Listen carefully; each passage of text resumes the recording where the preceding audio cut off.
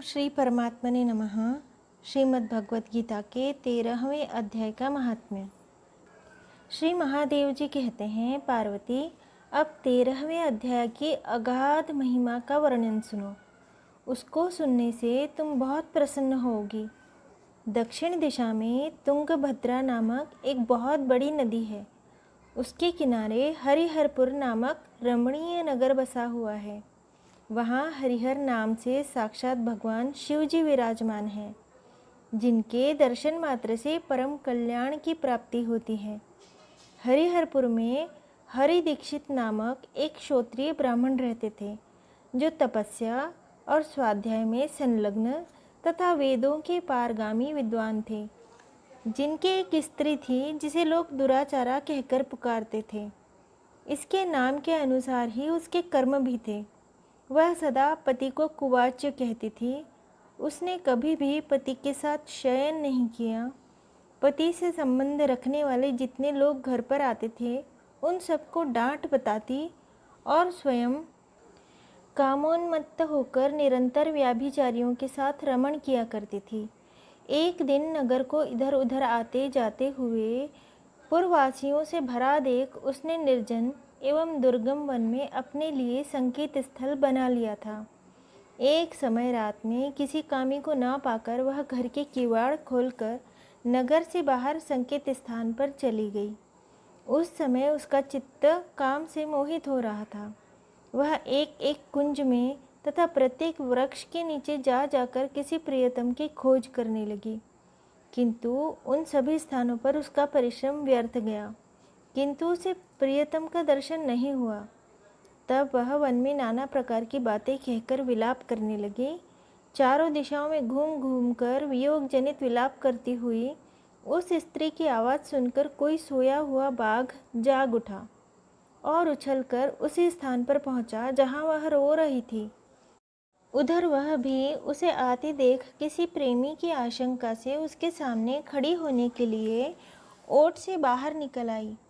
उस समय व्याघ्र ने आकर उसे नखरूपी बाणों से प्रहार करके पृथ्वी पर गिरा दिया।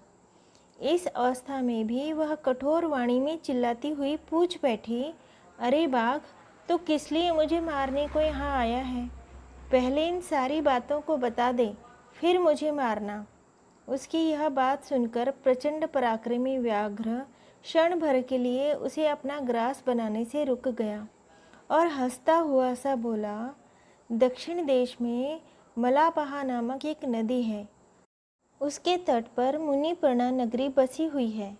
वहाँ पंचलिंग नाम से प्रसिद्ध साक्षात भगवान शंकर निवास करते हैं। उसी नगरी में मैं ब्राह्मण कुमार होकर रहता था। नदी के किनारे अकेला बैठा रहता और जो यज्ञ के अधिकारी नहीं हैं, उन लोगों से भी यज्ञ कराकर उनका अन्न खाया करता था। इतना ही नहीं, धन के लोभ से मैं सदा अपने वेद पाठ के फल को भी बेच दिया करता था। मेरा लोभ यहाँ तक बढ़ गया था कि अन्य भिक्षुओं को गालियाँ देकर हटा देता और स्वयं दूसरों को नहीं देने योग्य धन भी बिना दिए ही हमेशा लिया करता था। ऋण लेने के बहाने मैं सब लोगों को छला करता था। तदनंतर कुछ काल व्यतीत होने पर मैं बूढ़ा हुआ। मेरे बाल सफ़ेद हो गए, आँखों से ना सूझता था और मुंह के सारे दांत गिर गए। इतने पर भी मेरे दान लेने की आदत नहीं छूटी। पर्व आने पर प्रतिग्रह के लोभ से मैं हाथ में कुशा लिए तीर्थ के समीप चला जाया करता था। तत्पश्चात जब मेरे सारे अंग शिथिल हो गए, तब एक बार मैं कुछ धूर्त ब्राह्मणों के घर पर मांगने खाने के लिए गया। उसी समय मेरे पैर में कुत्ते ने काट लिया। तब मैं मूर्छित होकर क्षण भर में पृथ्वी पर गिर पड़ा और मेरे प्राण निकल गए। इसके बाद मैं इसी व्याघ्र योनि में उत्पन्न हुआ। तब से इस दुर्गम वन में रहता हूँ तथा अपने पूर्व पापों को याद करके कभी धर्मिष्ठ महात्मा, यति साधु पुरुष तथा सती स्त्रियों को मैं नहीं खाता। पापी, दुराचारी तथा कुल्टा स्त्रियों को ही मैं अपना भक्ष्य बनाता हूँ।